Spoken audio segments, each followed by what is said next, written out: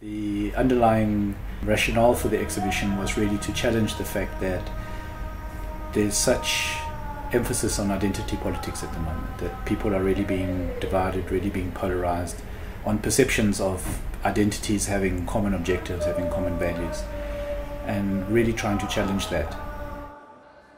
It allowed artists from different provinces, neighboring countries, to come together to try and find common ground, because it opens platforms for relationships, and that will also inform how the art is created.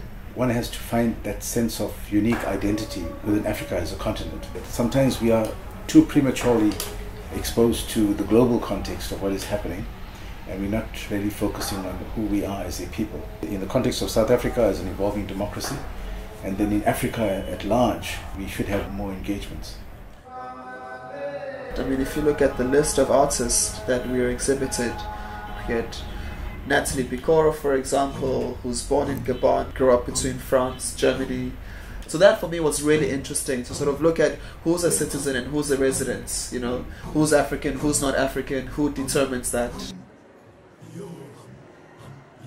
It's creating that space for a convergence of voices from very different spaces.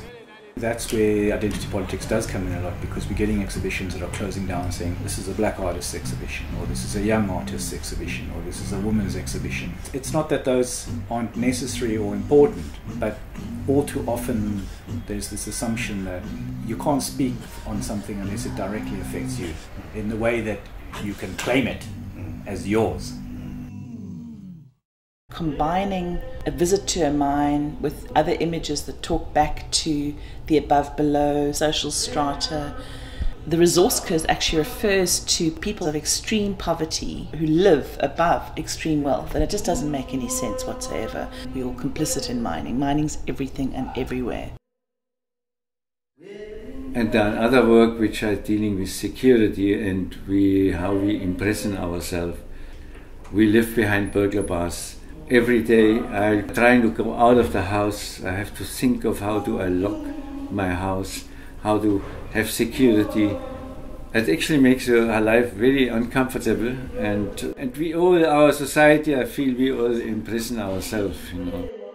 It starts from the journey, makes one to become a migrant, and situation that they go through. I try to investigate politics, because that's what makes one become a migrant.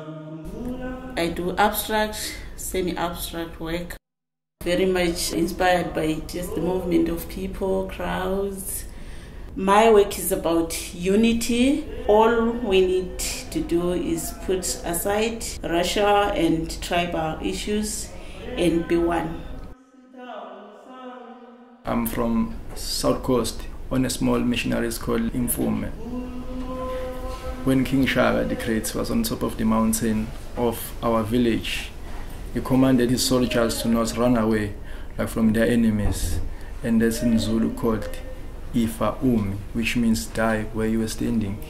When the missionaries came, they failed to pronounce the name Ifa Umi, and then it's ended up called Mthobisi. So now my village now is called Mthobisi Mission. The work that I have on that side, criticizing the inhumane process that are involved in the social construction of our communities from lower class to upper class. I challenge this ideological portrayal of labor work as the symbol of progress and prosperity on my country, while for me it has become a symbol of struggle for environmental justice and the exploitation of the dignity of the identities of labor workers.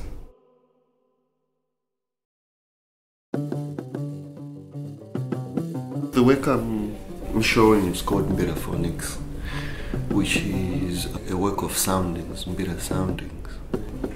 It's a tool for interrogating and also creating access to alternative indigenous knowledges, remixing or playing with the soundings so as to expand their meaning, looking at objects as something that carries a social memory.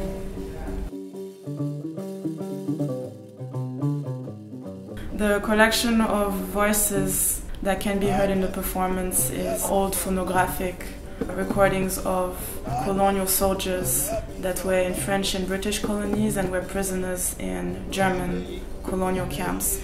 Willem Duggan believed that in order to create a museum of world culture, it could only include men, because only men could be producers of world culture. And he believed that the women could not transmit that. So there are a lot of these recordings of women are missing or destroyed. And my question was, where does the tongue of the woman sit into, and how is her transmission carried over time if this invisibility is so oppressing?